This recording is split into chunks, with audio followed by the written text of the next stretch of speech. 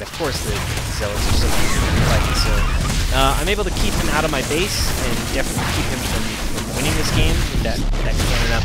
But I am going to lose my expansion here. There's not really much I can do about that with this many Zerglings out of the map. But, of course, I am finally finishing my transition to what I'm planning on the late game, which is, of course, Colossi. And I finally do have stuff on that assembler, but without the second gas from this base, it is really hard to get units like Colossi or Templars out, because, you know, that upgrade, the range upgrade or the storm upgrade, is pretty critical. It's 200 gas, and then they're about 150 or 200 gas per unit. So it's really not a great idea to plan on going those units and staying one base. But as you can see, I didn't really have a choice here. So basically, at this point, I've able to get some units up, and I know he's going to throw up an expansion. I know he's not just going to mass units and try and knock me out of the game ASAP. So very few Zerg players will go one base versus you, at least for a long time. So I feel fairly safe. I feel confident that I can start getting my tech out, and I'm not going to get super rushed here. And also, I do have this guy up here, at least for now, on that Xel'Naga Watchtower. So I should be able to see if he does anything super sneaky and evil. But as I said before, he's going to start going Roach Zergling here, which probably not the best option. You'd think with an advantage like he just got, he might want to tech up to something a little better than that. Maybe go Mutalisks, or if he could make it up to Ultralisks, of course that'd be fantastic. But we'll see. As you can see, he is just going to go Roach Zergling. A lot of people do just go Roach Zergling Hydra. It's a pretty effective unit mix, but again, Stalker Colossi do kind of make it its bitch. So it's not super easy. Against the Colossi, you pretty much do really need to get like Mutalisks or Corruptors. Corruptors work really well against Colossi, of course, with that bonus damage and the fact that they're just great anti-air. So yeah, I send that guy down just to make sure that he is in fact doing that what I thought, which is expanding as opposed to trying to build up a big army and knock me out of the game. And I was right, so that's okay. He's got his expansion up and running pretty high capacity, not super. I've got mine up as well. You can see the income. He's definitely going to be ahead here. Yeah, he's ahead by about 140 or so. But that's okay. I got my second base back up and running, and I've got the Colossi. The upgrade is in fact going to be a bit late here. That upgrade does take quite a long damn time to research. I'm going to be chrono boosting as much as I can. And trying to get out some more Colossi, because Zerglings, and I know he has a lot of them, are going to be a bitch. And I did in fact see some Roaches there also. And Roaches, I think the best realistic option against them is Stalker, in fact. So I am going to pretty much be going Stalker, Zealot, Colossi with a splash of Sentries. And yeah, that's about all there is to it. So, and of course, eventually I'm going to figure out how to block this thing. I know most of the YouTube commentators do that, but for now, just deal with it. Screw it. You know how long the game's going to be with this shit. In fact, you can probably already tell how this game is going to end. I mean, he's still on a hatchery, and I've got Colossi out, so it's no real surprise I'm going to win this game. I don't claim to be a great player. I don't claim that this opponent was too special, but I think there is stuff to be learned from this game, especially from players, you know, low diamond and below. So you see, I've got 4 cannons up, so if he does come into my worker, try to push up this ramp, he's going to be battered by those, so he can't really fight that. His only real option to fight is around this area right here.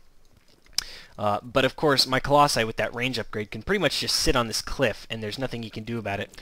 So he's going to go and do a raid on this Nexus, but the Colossi are just going to take picks at him. You see, I actually didn't see his army was there. I was going to go push him. I figured he was just sitting around. But no, he was doing what I would say is probably the smart thing, pushing up with his lower tech units. But he doesn't finish off this Nexus. He disengages it with the fight. Get off here. He splits his army. So this is pretty bad micro by my opponent. He does have a lot of units. He could have done better in this fight, but I still don't think he definitely could have picked off my expansion. In fact, these Banelings are really going to get recabbed up here. But, you know, with the Colossi here and the base advantage, he really wasn't going to win this fight in the long run. Just the fact that he's got the 3rd Colossi, almost out my 4th one speed up. So, all I'm going to have to do here, even if he had taken down my Nexus, was just, you know, rebuild it, even if that meant canceling this 1 Colossi, which I probably would have done, you know, just rebuilt it, and then I would have just played more cautious. I do go ahead and make another mistake. I kind of send these Colossi out on their own, and I do get a couple Zealots over here, but I don't think I have the charge upgrade yet. No, I do not. So I actually do kind of screw myself over and lose a couple of these units here, but you know, it's not a big deal. At this point, I've got a really big advantage. Let's look at units lost. Actually, I'm down in units lost, but I think I had a bigger overall average income this game. Looks like, but anyways, oh, I care about that. So here you see he's continuing on with his plan to go Roach Lane, which, again, really not the best option. It's really dumb. There's no reason I should use this cliff. Yeah, that's one of the advantages of Colossi, is you can just dance them around all day and really just ruin the other player's day with them. They're pretty brutal. Got my formerly fourth, currently third Colossi there, as well as more units around. And I do, again, get balls in here. Gonna lose all these Zealots in this Colossi too. Of course, Jim, the legendary 26 kill Colossi. He's got 27, 28, and counting. He is going to survive because he's just that awesome. 30. I didn't really realize how many kills he got. Man, I could have gotten the Unbreakable achievement if I hadn't already. I think that's an achievement that was like 100% meant to be gained against Zerg, because it doesn't make any sense that you could get that against Protoss, and against Terran it would be very difficult unless you were a High Templar or something, I suppose. Yeah, of course I'm being professional and not upgrading these to warp gates. And a couple of people have pointed out that my graphics settings are really low. Well, yeah, I'm sure you don't want to see my FPS if I were to turn them up and try and run fraps at the same time. Wouldn't be very pretty. I can run the game on medium or so by itself, but I don't really like to turn it up above that, because then in higher food cost battles it can get choppy, especially if I'm like listening to music or something. So I like to leave it low. Why not? It's fine. If I shell out the money for better computer parts, then I guess I'll turn up the graphics, but until then. Again, got another expansion going up across the map. This is actually, I'd almost want to say this might be a little late, but then again, I did get kind of screwed economically from losing my expansion, so I'd have to take a look at the replay to see if I should have thrown that down earlier. So, but yeah, throwing up another expansion. Whenever you have map control and you think you can survive, obviously, then it's a good idea to throw in the expansion, because, you know, if he finds it, you cancel it, and whoop-de-shit, you lost like 50 minerals. If he finds it after you build it, then that means his army's going to be over here, and you can go screw it up. And if he doesn't find it, then of course you just get a huge advantage. So anyway, food cost, it's actually pretty close. I'm up by 5, but I have an enormous tech advantage at this point with the charge and the Colossi with the range of the attack. So it's really not looking too great. He's in quite a lot of trouble. Colossi get very effective rather than big members, because they can just absolutely shred Titans. Which is very, very good. Really doesn't matter. Stalkers and Colossi are very, very effective. So you can see he is transitioning to Mutalisks finally, but it's way too late for that. He's too low on resource. A lot of minerals.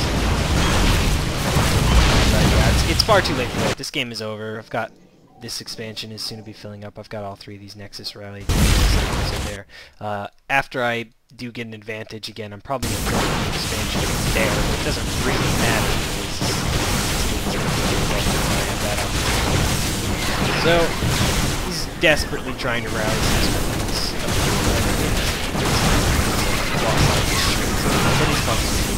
So that's the game. The moral of the story is press your advantage, but don't press your luck. I think that's a pretty good summary.